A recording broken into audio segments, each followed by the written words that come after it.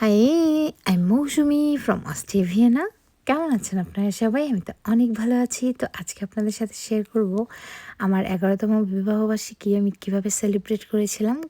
তো ঘুম থেকে উঠে আমি প্রথমেই গোপালকে পুজো দিয়ে নিয়েছি। আমি ৫-৬ আইটেমের ফল আর মিষ্টি দিয়ে সুন্দর করে পুজো দিয়ে দিনটা শুরু করলাম। আর সাথে আমি আমার বাবা-মা, শ্বশুর-শাশুড়িকে প্রণাম জানিয়ে দিনটা শুরু করার সাথে, সাথে আমি রান্নাবান্না করতে চলে এসেছি। আজকে যেহেতু আমাদের বিবাহবার্ষিকী, অবশ্যই একটু বিয়ের বাড়ির টাইপের খানাদানা না হলে তো আর হয় না বলেন? তো আমি এইজন্য আস্ত মুরগির রোস্ট বানানোর প্ল্যান করছি। তো আমি গিয়ে মুরগিটাকে ১ম এ একটু হালকা করে ছুরি দিয়ে কেটে দিয়েছিলাম এই বুকের সাইডে। দেন লবণ দিয়ে ম্যারিনেট করে রেখেছিলাম। আর বাকি মসলাগুলো আমি অ্যারেঞ্জ করে রেখেছি। আর গিয়ে এখন তেল আর ঘিয়ের মধ্যে যে আমি মুরগিটা ভেজে রাখলাম, সেই তেল আর ঘিয়ের মধ্যে মশলাগুলোও দিয়ে দিলাম। তেজপাতা, গরম মসলা, দারচিনি, এলাচি আর লবঙ্গ আরকি। তারপরে আমি প্রায় ৬ টেবিল চামচের মতো পেঁয়াজ বাটা দিয়েছি। মানে মিনিমাম ১ কাপ দিতে হবে। তবে এটা গ্রেভির উপর ডিপেন্ড করে কতটা গ্রেভি আপনি চাচ্ছেন।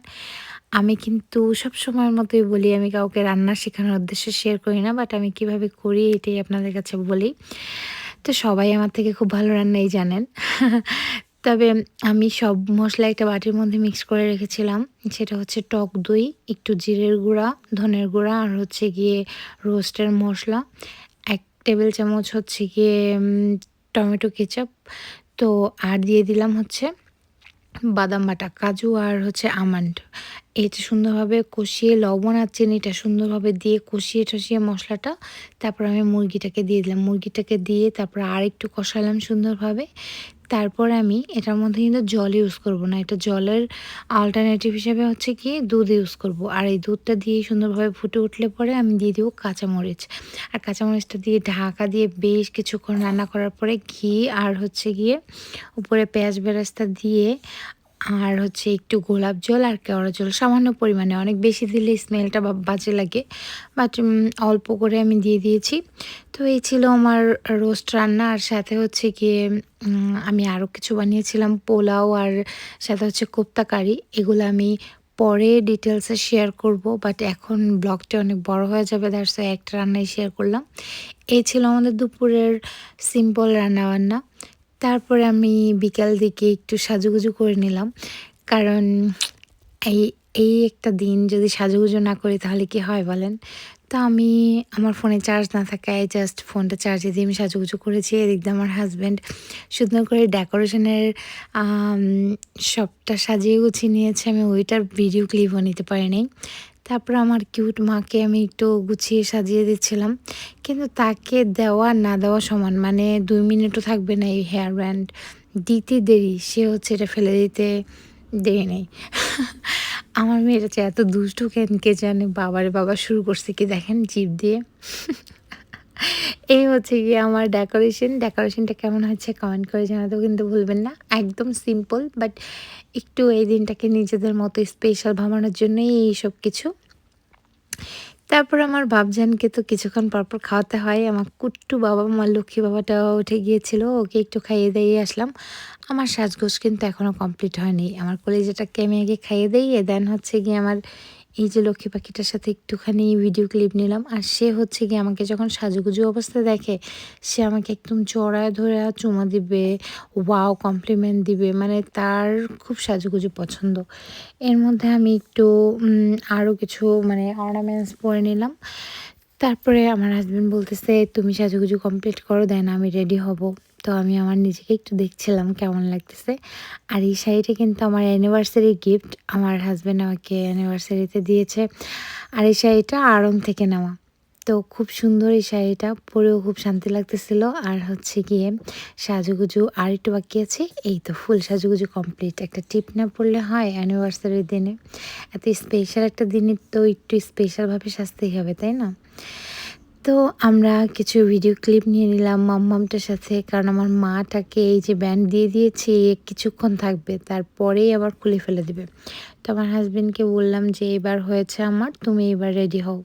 তো আমার হাসব্যান্ডকেও ম্যাচিং করে একটা শার্ট পরিয়ে নিলাম। আর আমি কিন্তু আমার হাসব্যান্ডকে গিফট করেছিলাম একটা পারফিউম, সেটা আমি এখানে অ্যাড করি নাই। আমার পেজে অলরেডি আমার পোস্টটা দেওয়া আছে। আমি তেমন কিছুই গিফট করতে পারিনি, সামান্য একটা গিফট আরকি। যাই হোক, গিফট তো গিফটই, সামান্যর কিছু না।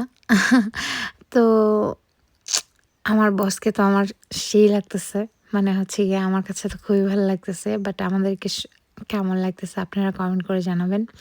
মাম্মামটা কুলে উঠলো আর মাম্মামটার সাথে কিছু ক্লিপ নিয়ে নিলাম। মানে এর সাথে ছবি তোলা জাস্ট একটা যুদ্ধ জয় করা সমান।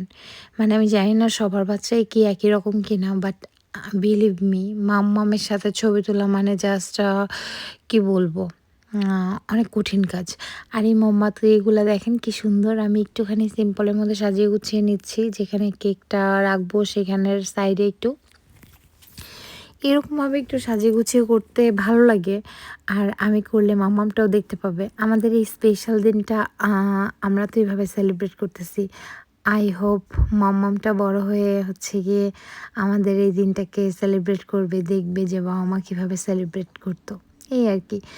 আসলে বাবা মা থেকে অনেক দূরে থাকি তো, বাবা মা শ্বশুর শাশুড়ি যাই হোক পরিবার থেকে অনেক দূরে থাকার কারণে আমরা এমনিতেই কিন্তু অনেক কষ্টে থাকি। সত্যি বলতে আমাদেরকে দেখে আপনাদের অনেক হ্যাপি মনে হতে পারে, বাট আমরা মনে মনে কিন্তু অতটাও হ্যাপি না। আমরা সারাক্ষণ বাবা মা শ্বশুর শাশুড়ি ফ্যামিলির সবাইকে, ভাই বোন বলেন, সবাইকে মিস করি, খুব মিস করি। তো আমরা যেহেতু কর্মব্যস্ত লাইফ আমাদের এখানে, সো সারাদিন সংসারের কাজকর্ম, প্রত্যেকটা দিন একঘেয়েমি।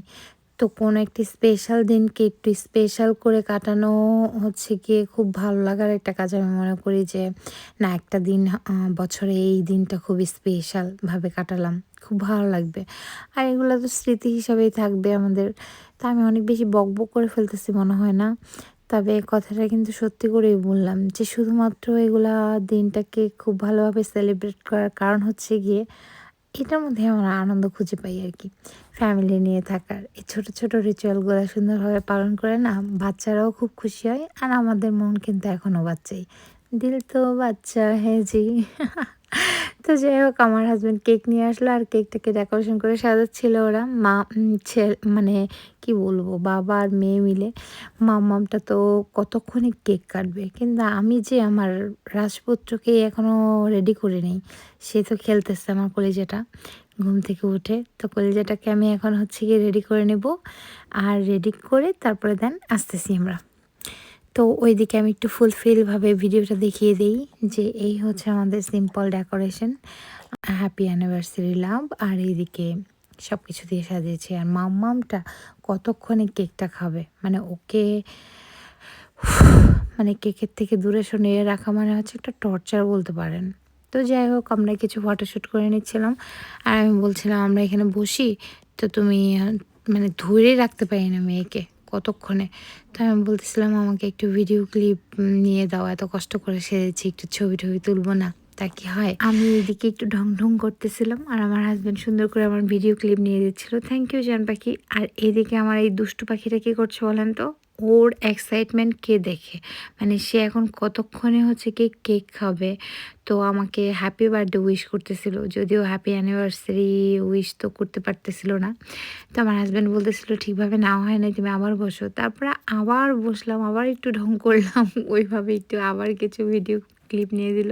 তো এই জন্য আমি একটা কিসি করে দিলাম আমার হাজব্যান্ডকে। আর আমি বললাম এই সুন্দর ডেকোরেশনটা একটু সুন্দরভাবে তোলো। কেকটা তো ইয়াম্মি ছিল, দেখতেও একদম সুপার পারফেক্ট ছিল। সব কিছু মিলিয়ে দেখতে তো অসাধারণ ছিল সামনাসামনি। তো আপনাদের কাছে কেমন লেগেছে প্লিজ কমেন্ট করে জানাবেন কিন্তু। আর আমি আমার হাজব্যান্ডের সাথে কিছু ভিডিও ক্লিপস নিয়ে নিলাম। আমার হাজব্যান্ডকে তো বরাবরের মতো সবসময়ের মতন অনেক সুন্দর লাগতেছিল। দেন হচ্ছে গিয়ে আমার বাবাইকে আমাদের সাথে ম্যাচিং করে পরাবো না তা কি কখনো হয়? এতদিন ছিলাম ৩ জন ম্যাচিং। এখন ভগবানের কৃপায় আমরা ৪ জন ম্যাচিং পরবো। আমার কলিজাটাকেও আমি সুন্দরভাবে একটু আ টিপটপ করে নিলাম। আমার বাবাইটাকে কেমন লাগতেছে প্লিজ কমেন্ট করে জানাতে ভুলবেন না কিন্তু। আর মাম্মামটাকেও কেমন লাগছিল প্লিজ কমেন্ট করে জানাবেন। দেখেন আমার মেয়ের অবস্থা, সে কতক্ষণে কেকটা কেটে খাবে। তো আমাদের ভিডিও-টিডিও অনেক মানে নেওয়া হয়েছে বাবা। এবার আমরা কেক কাটিং পর্বটা সেরে নেই। আর এই ফায়ার ক্যান্ডেলসটা জ্বালাই শুধুমাত্র মাম্মামটার জন্য। She is super excited. মানে এটা দেখলেও ও খুবই খুশি হয়ে যায় আর হ্যাপি বার্থডে উইশ করতেছিল আমাকে। তো আমি বলতেছিলাম, "মা আমাদের তো হ্যাপি বার্থডে না, আমাদের তো অ্যানিভার্সারি।" তো এটা বলে বাবাইকে একটু ঠান্ডা করার ট্রাই করছিলাম। দেন আমরা কেক-টেক কেটে তারপরে হচ্ছে গিয়ে খাবো। ওইদিকে আমার বাপজানের হচ্ছে গিয়ে আ খাওয়ার সময় হয়ে গেছে। ছোট্ট বাবু তো স্বাভাবিক কিছুক্ষণ পর, পর খাওয়াতে হয়। তো আম আমি ওকে খাওয়াতে চলে যাবো। আর এদিকে মাম্মামটাকে একটু কেক খাইয়ে দিলাম। কারণ ও খুব এক্সাইটেড ছিল কেক খাওয়ার জন্য। তারপর আমরা সবাই মিলে একটু কেক আম খেয়ে নিলাম। আসলে এটাই আনন্দ। জীবনে কি পেয়েছি না পেয়েছি জানি না। ভগবান আমাকে যা দিয়েছে তাতে আমি অনেক হ্যাপি। ভগবানের কাছে আমি অনেক কৃতজ্ঞ। এরকম একটা হাসব্যান্ড পেয়েছি। আ ভালো মনের হাসব্যান্ড পাওয়া কিন্তু হচ্ছে গিয়ে ভাগ্যের ব্যাপার। সৎ চরিত্রবান একজন আ জীবনসঙ্গী পাওয়া সেটা সব ছেলে-মেয়ে মানে উভয়ের জন্যই খুবই ভাগ্যের ব্যাপার। তো যাই হোক ভগবানের কৃপায় তো আমিও অনেক ভাগ্যবতী। আমাদের জন্য প্লিজ আশীর্বাদ করবেন। আর আজকের মতো এখানেই টাটা। Thanks for watching my video. Thank you so much.